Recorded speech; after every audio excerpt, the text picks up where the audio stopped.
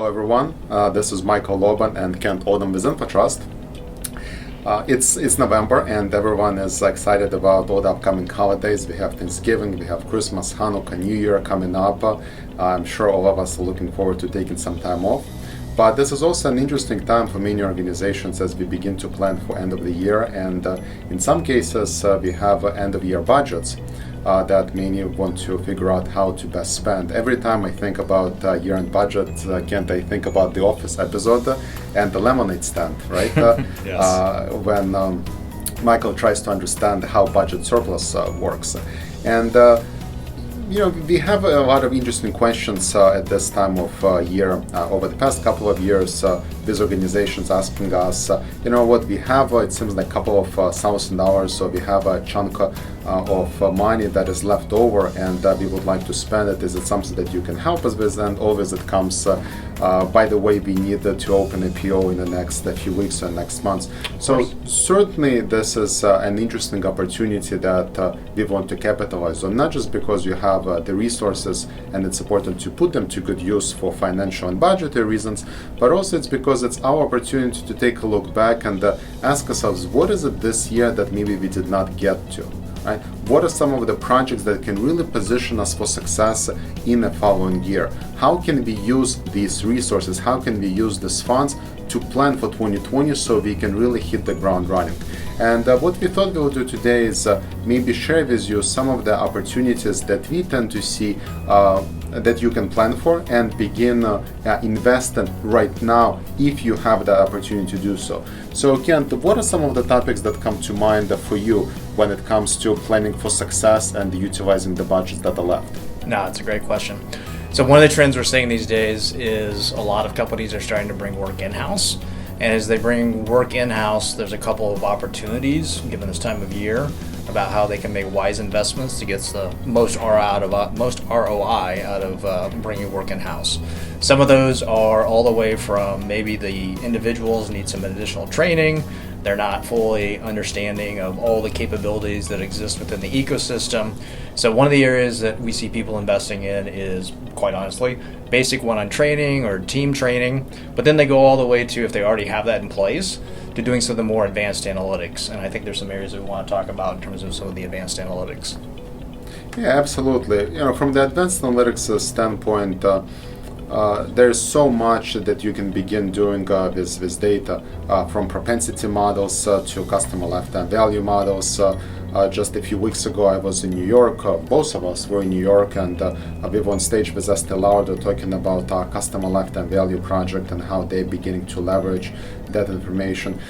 So definitely a good opportunity to start determining, can we do some kind of pilot maybe this year to prove value of customer lifetime value next year, right? So then we can scale it. So we would think about not necessarily maybe spending budget on a full-blown marketing effort, but rather thinking what are some of the pilots that we can begin working on and deliver value on, so then next year we can actually scale them across the organization and ask for a budget for the whole company or for the whole business unit.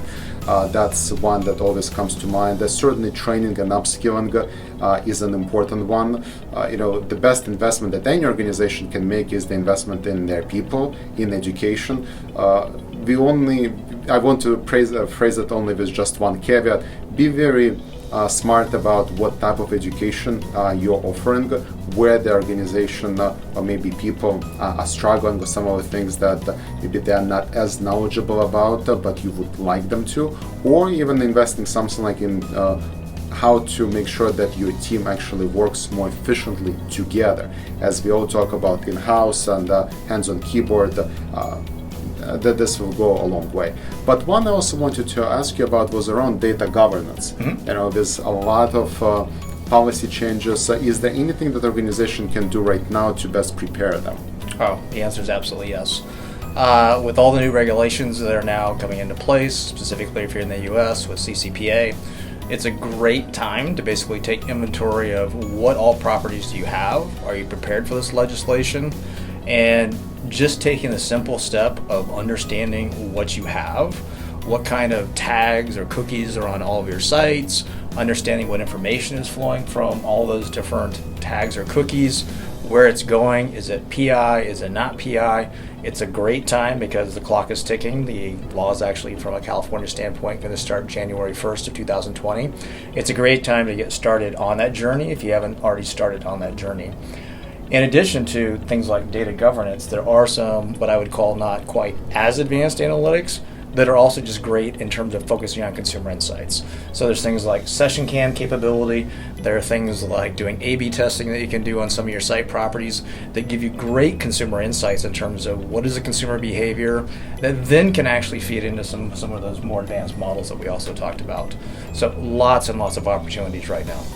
And last one that I would probably want to call out is automation. Take a look at some of the tasks that are very manual within your organization or take a lot of time. Quite often we hear conversations, this type of report or dashboard creation or putting together something for our executive team takes us hours, sometimes days. If you have money that can be used to simplify that process, just think about how grateful your team will be now that their time can be spent on not doing the manual tasks that can easily be automated, but can actually be focused on the analysis and the business value creation. So in summary, we also put together a one-pager that we will link to this video, but if we can summarize it, would probably be think about education, think about automation, and think about piloting new capabilities that you can scale next year. So have fun, and we look forward to seeing you soon.